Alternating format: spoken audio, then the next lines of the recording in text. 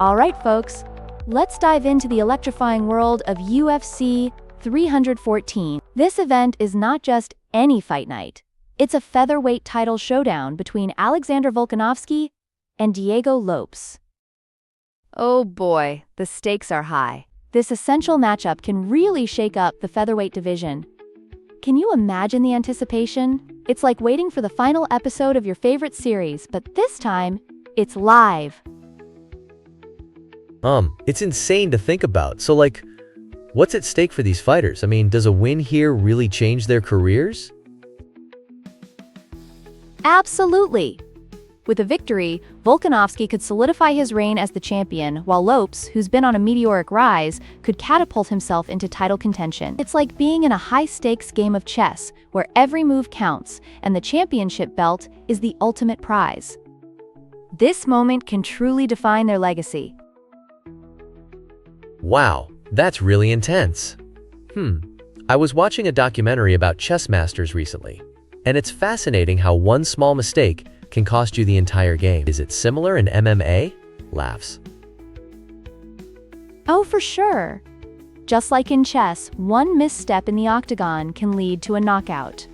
You know, I've seen fights turn around in the blink of an eye. Remember when Jorge Masvidal knocked out Ben Askren with that flying knee?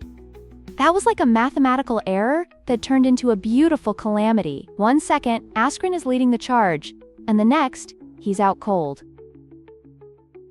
Oh yeah, that moment was legendary. Speaking of unforgettable moments, I heard former President Trump will be ringside. What's his connection to the UFC? Right? It's pretty wild. Trump's been a longtime supporter of UFC.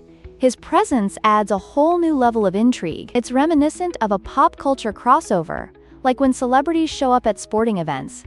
It's a spectacle in itself. Fans love to see who's sitting in the front row as it creates such an electric atmosphere. Haha, I can totally see that. You might spot some A-listers next to the fighters. So, what about the other fights on the card? Laughs. Oh, we've got some thrilling matchups. The co-main event features Michael Chandler against rising star Paddy Pimblett.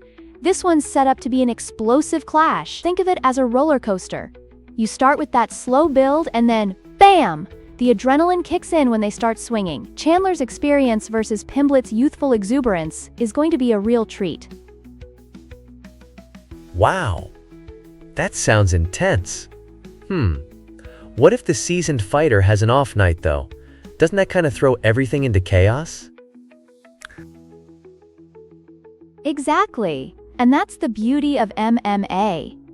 A fighter can be a perennial champion one day and on the wrong end of a crazy upset the next. Just look at how Amanda Nunes lost to Juliana Pena. It was like a plot twist no one saw coming. The unpredictability keeps fans on their toes.